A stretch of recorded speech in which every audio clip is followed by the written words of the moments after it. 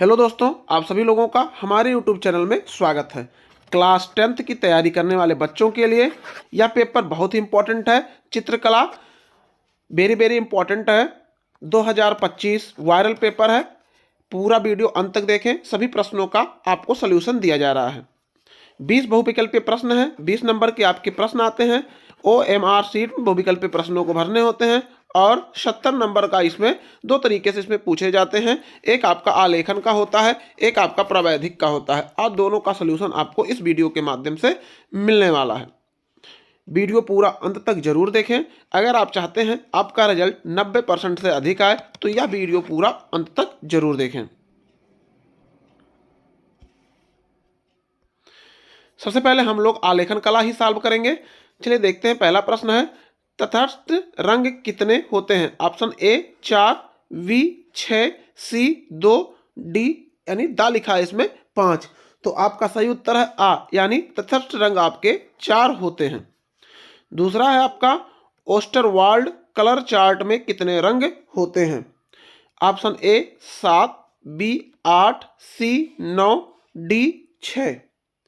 तो आपका सही उत्तर है ऑप्शन नंबर बा, यानी ओस्टरवाल्ड कलर चार्ट में 8 रंग आपके होते हैं। अगर आप चाहते हैं कि आपका रिजल्ट 90% से अधिक आए तो यह वीडियो पूरा अंत तक देखें। सभी प्रश्नों का आपको सलूशन मिलने वाला है। और चित्रकला वेरी वेरी इंपॉर्टेंट आता है। बहुत ही बच्चे, कई सारे बच्चे इसमें गलती कर देते हैं। तीसरा प्रश्न है, कितने द्वितीयक रंग होते हैं? Option number A 3, B 7, C 8, D 9। तो द्वितीय रंगों की संख्या आपकी 3 होती है, अर्थात ऑप्शन नंबर ए बिल्कुल सही है।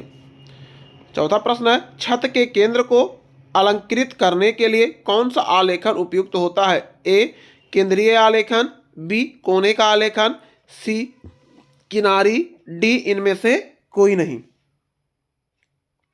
तो छत के केंद्र को अलंकृत करने के लिए आपको केंद्रीय आलेखन का प्रयोग होता है, अर्थात ऑप्शन नंबर ए आपका बिल्कुल सही है। पांचवा प्रश्न है आपका, निम्नलिखित में से सबसे मोटे ब्रश का नंबर कौन सा है? ए 6, बी 1, सी 4, डी 2। तो आपको बता दें, सबसे मोटे ब्रश का जो नंबर होता है वो आपका 1 होता है, अर्थात आपका नंबर बी आपका बिल्कुल सही है।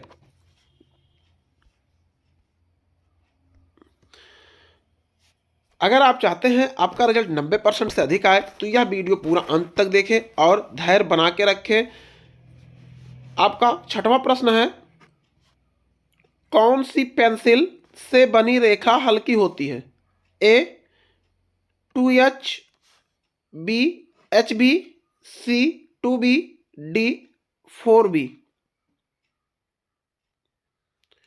तो आपको बता दें, 2H पेंसिल से बनी रेखा हल्की होती है, यानी आपका ऑप्शन नंबर ए बिल्कुल सही है। सातवां प्रश्न है, नीला रंग नेत्रों पर क्या प्रभाव डालता है? ए सामान्य, बी ठंडा, सी गर्म, डी इनमें से कोई नहीं। तो नीला रंग आपके आंख पर ठंडा प्रभाव डालता है, अर्थात आपका ऑप्शन नंबर बी बिल्कुल सही है। आठवां प्रश्न है, निम्नलिखित में से प्राथमिक रंग कौन सा है? ए हरा, बी नारंगी, सी लाल, डी बैगनी। तो आपके प्राथमिक रंग में आपका लाल आता है, अर्थात ऑप्शन नंबर सी बिल्कुल सही है। ऑप्शन नंबर सी बिल्कुल सही, अर्थात लाल रंग आपका प्राथमिक रंग में आते हैं। नौवां प्रश्न है, कह रहा है कितने प्राथमिक रंग होते हैं, यानी प्राथमिक रंगों की संख्या कितनी होती है? ऑप्शन आपका दिया है 4, बी है 3, सी है 5, डी है आपका 6। तो प्राथमिक रंगों की संख्या आपकी 3 होती है, अर्थात आपका ऑप्शन नंबर बी बिल्कुल सही है।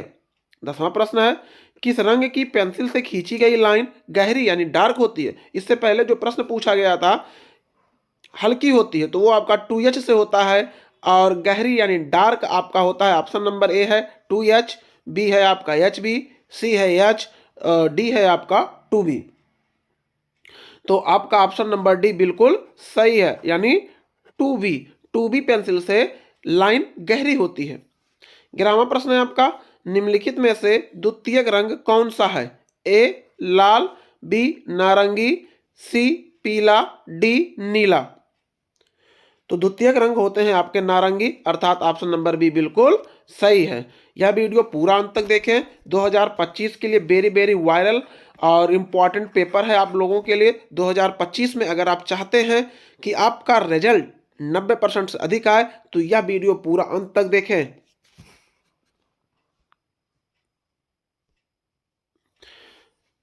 ब्रह्म प्रश्न है, नीले में लाल रंग मिलाने से कौन सा रंग बनेगा? ए बैगनी, बी पीला, सी हरा, डी नारंगी। नीले में लाल रंग मिलाने से कौन सा रंग बनेगा? तो नीले में जब आप लाल रंग मिलाएंगे तो आपका बैगनी रंग प्राप्त होगा, अर्थात आपका ऑप्शन नंबर ए बिल्कुल सही है।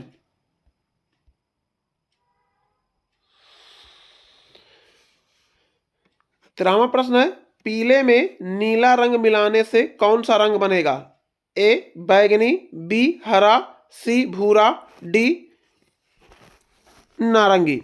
तो पीले में नीला रंग मिलाने से कौन सा रंग बनता है? यानी आपका उत्तर नंबर बी अर्थात हरा रंग आपका बनेगा। यह ऑप्शन बिल्कुल सही है।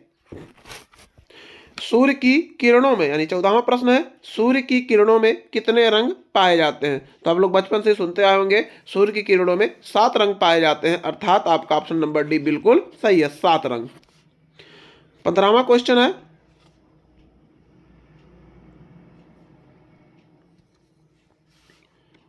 बिना ब्रश की सहायता से कौन सा रंग लगाया जाता है? ए जल रंग, बी पेस्टल रंग, सी तेल रंग, डी कोई नहीं। तो बिना ब्रश की सहायता से आपका पेस्टल रंग लगाया जाता है, अर्थात आपका ऑप्शन नंबर बी बिल्कुल सही है। 16वां प्रश्न है, कला लिखा है, कला शब्द किस भाषा का है? तो आपको बता दें, कला शब्द आपका संस्कृत भाषा से आता है, अर्थात आपका ऑप्शन नंबर सा यानी सी बिल्कुल सही है। 17वां प्रश्न है, पीले में लाल रंग मिलाने से कौन सा रंग बनेगा? ए नारंगी, बी हरा, सी बैगनी, डी भूरा। पीले में लाल रंग मिलाने से कौन सा रंग बनता है?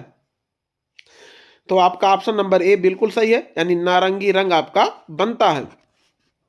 18वां, भारत का राष्ट्रीय ध्वज है एक वर्णी, वर्णहीन, बहुवर्णी, कोई नहीं। यानी आप ऐसे जान लीजिए, भारत के राष्ट्रीय ध्वज में 3 रंग होते हैं, अर्थात आपका ऑप्शन नंबर सी बिल्कुल सही है, यानी बहुवर्णीय। ऑप्शन नंबर सा यानी सी आपका बिल्कुल सही है। 19वां है, किनारी डिजाइन का प्रयोग किया जाता है। ए फर्श के डिजाइन के लिए, बी साड़ी के किनारी के लिए, सी छत के केंद्र के लिए, डी तकिए के केंद्र के लिए। तो किनारी डिजाइन का प्रयोग साड़ी की किनारी के लिए किया जाता है, अर्थात आपका ऑप्शन नंबर बा बिल्कुल सही है।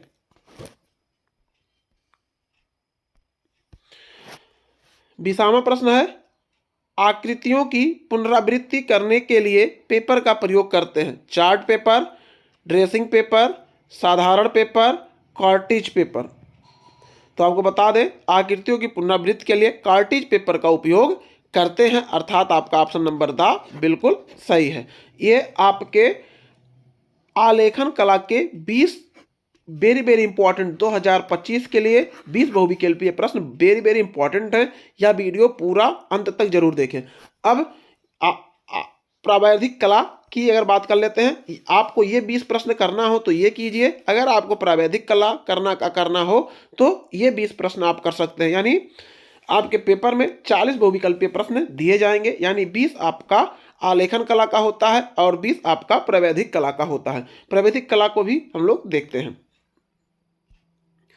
ऐसे बच्चे जो प्रावैधिक कला करना चाहते हैं उनके लिए यहाँ से प्रश्न शुरू होते हैं। पहला प्रश्न है, समबाहु त्रिभुज का प्रत्येक कोण कितने अंश का होता है? ऑप्शन ए 60 अंश, बी 45 अंश, सी 30 अंश और डी 90 अंश। तो आप लोगों को पता होगा, समबाहु त्रिभुज की प्रत्येक कोण 60 अंश के होते हैं, अर्थात आपका ऑप्शन नंबर ए बिल्कुल सही है। दूसरा प्रश्न है, संपूर्ण कोण होता है।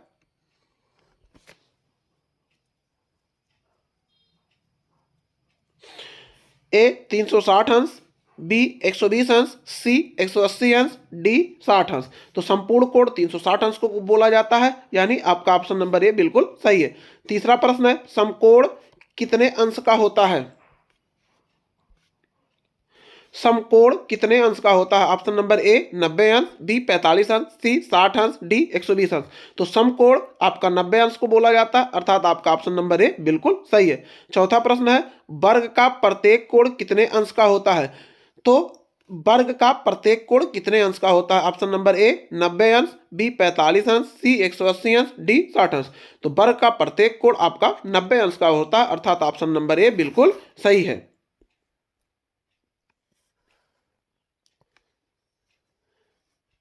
पांचवा प्रश्न है आपका, कौन सी पेंसिल से बनाई गई रेखा अधिक काली होती है? पहला है 2B, दूसरा ऑप्शन है आपका यानी बी 4H, सी 2H, डी H।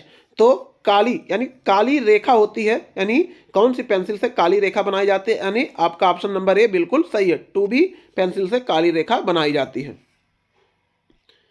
आप सभी प्यारे बच्चों के लिए यह वीडियो बहुत ही इंपॉर्टेंट है।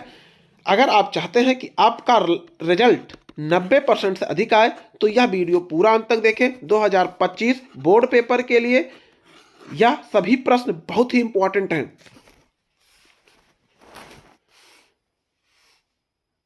छठवां प्रश्न है, एक वर्ग के आंतरिक कोणों का योग होता है? ए 360 अंश, बी 180 अंश, सी 220 अंश, डी 120 अंश। तो एक वर्ग हम लोग बना लेते हैं। वर्ग के ध्यान दीजिए, वर्ग से जितने भी प्रश्न आएंगे आप सॉल्व कर सकते हैं। वर्ग की सभी भुजा आपस में बराबर होती है और सभी कोण 90-90 अंश के होते हैं। ध्यान दीजिएगा, 90-90, तो चार कोण 90-90 अंश के हो गए, यानी 360 अंश। अर्थात आपका ऑप्शन नंबर ए बिल्कुल सही है, यानी एक वर्ग के आंतरिक कोणों का योग 360 अंश होता है। सातवां प्रश्न है, वर्ग के चारों भुजाओं की माप क्या होती है? आपको अभी इससे पहले हमने बताया वर्ग के चारों भुजाओं की माप आपस में बराबर होती है, अर्थात आपका ऑप्शन नंबर ए बिल्कुल सही है। आठवां प्रश्न है, मापनी में सबसे पहले मुख्य भाग लिखा जाता है? ए 0, बी 1, सी 6, कोई भी अंक। तो आपका अगर आप मापनी में सबसे पहले मुख्य भाग में लिखते हैं तो 1 लिखा जाता है, अर्थात आपका ऑप्शन नंबर बी बिल्कुल सही है।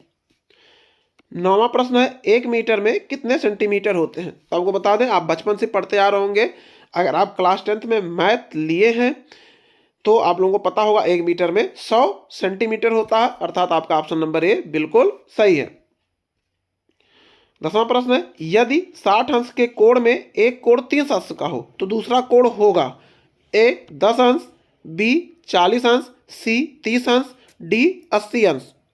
तो आपका यानी 60 अंश का एक कोण है तो दूसरा कोण 30 अंश का है, तो 60 में से आप 30 घटा दीजिए, यानी आपका उत्तर आएगा 30 अंश, अर्थात आपका ऑप्शन नंबर सा बिल्कुल सही है, 30 अंश। बहुत ही आसान पेपर होता है।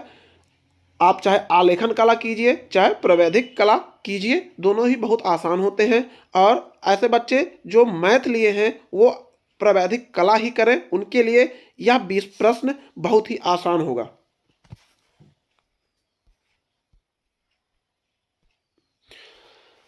ग्यारहवां प्रश्न है आपका, यदि एक अर्धवृत्त में त्रिभुज बनाया जाता है? तो एक हम लोग वृत्त बना लेते हैं, ध्यान दीजिएगा, और एक अर्धवृत्त ले लेते हैं। एक अर्धवृत्त में त्रिभुज बनाया जाता है तो एक कोण 90 अंश का है, तो दूसरा कोण कितने अंश का होता है? तो ध्यान दीजिएगा, यानी अगर एक अर्धवृत्त में, ध्यान दीजिए, अर्धवृत्त हमने ले लिया, इसको अर्धवृत्त मान लेते हैं। एक अर्धवृत्त में अगर हम कोण बना लेते हैं तो एक कोण अगर 90 अंश का है तो दूसरा कोण भी आपका उतना ही अंश का यानी 90 अंश का ही होगा, अर्थात आपका ऑप्शन नंबर डी बिल्कुल सही है। फिर वर्ग से पुनः प्रश्न पूछे जा रहे हैं, वर्ग की चारों भुजाओं की माप कैसी होती है? तो आपको पता है वर्ग की चारों भुजाओं की माप आपस में बराबर होती है, तो आपका ऑप्शन नंबर बी, चारों भुजाएं बराबर होती हैं, दिखाई दे रहा है, तो बी आपका ऑप्शन नंबर बिल्कुल सही है। 13वां प्रश्न है, रेखा किसे कहते हैं? यानी रेखा की क्या परिभाषा होती है। जैसे मान लीजिए ये क्या हो गया, ये हमारा एक रेखा हो गया। रेखा यानी दो बिंदुओं के बीच की दूरी को हम लोग क्या बोलते हैं, रेखा बोलते हैं। तो दो बिंदुओं के बीच की दूरी, हमारा ऑप्शन नंबर ए बिल्कुल सही है। 14वां प्रश्न है, निम्नलिखित में से कौन सा अधिक कोण होता है। ऑप्शन ए 90 से बड़ा लेकिन 180 अंश से छोटा, 60 से बड़ा लेकिन 101 120 से कम, 360 से छोटा लेकिन थोड़ा सा मिट गया है, 360 से छोटा लेकिन 180 से अधिक, उपयुक्त सभी। तो आपको बता दें अधिक कोण किसे कहते हैं, 90 से बड़ा हो और 180 से छोटा हो उसे अधिक कोण कहते हैं, अर्थात आपका ऑप्शन नंबर ए बिल्कुल सही है। 15वां प्रश्न है, समबाहु त्रिभुज किसे कहते हैं।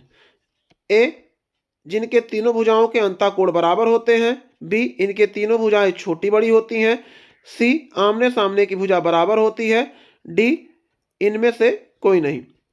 तो आपको बता दें समबाहु त्रिभुज के जो अंतःकोण होते हैं वो प्रत्येक कोण आपस में 60-60 अंश के होते हैं, अर्थात बराबर होते हैं, इसलिए आपका ऑप्शन नंबर ए बिल्कुल सही है। तीनों भुजाओं के अंतःकोण आपस में बराबर होते हैं।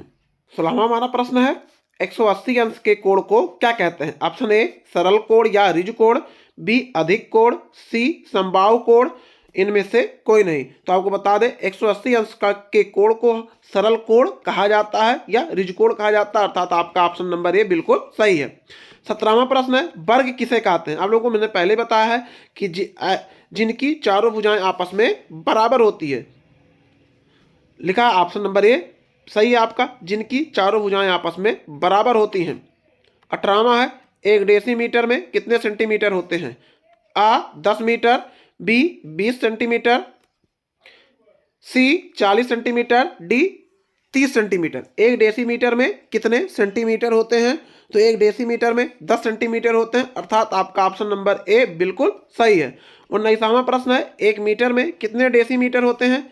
ए 40 डेसीमीटर, बी 10 डेसीमीटर, सी 20 डेसीमीटर, डी 50 डेसीमीटर। तो आपको बता दें एक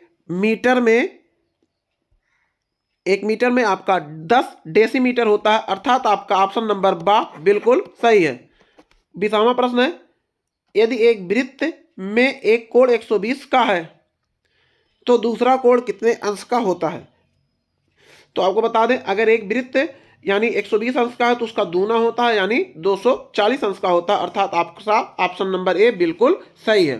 तो इस तरीके से आपका 20 प्रश्न आलेखन कला से था और 20 प्रश्न आपके प्रावैधिक कला से था।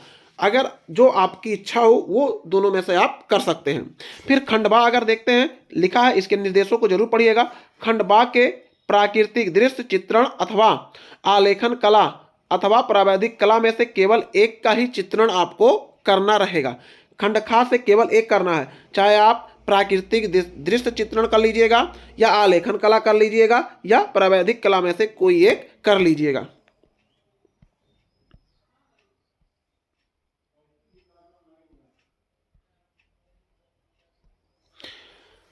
फिर खंड गा आपके आते हैं स्मृत चित्रण। फिर कह रहा है निम्नलिखित में से किसी एक का स्मृत चित्रण पेंसिल के माध्यम से बनाइए। चित्र की माप 15 सेंटीमीटर से कम ना हो, किसी एक का बनाना है। फिर कह रहा है दूसरा प्रश्न है, निम्नलिखित में से किसी एक का स्मृत चित्रण पेंसिल के माध्यम से बनाइए। चित्र में निम्नलिखित बिंदुओं पर ध्यान दीजिए। रेखा माने ये आपके पॉइंट दे रहे हैं कि इन बिंदुओं पर आपको ध्यान देना है।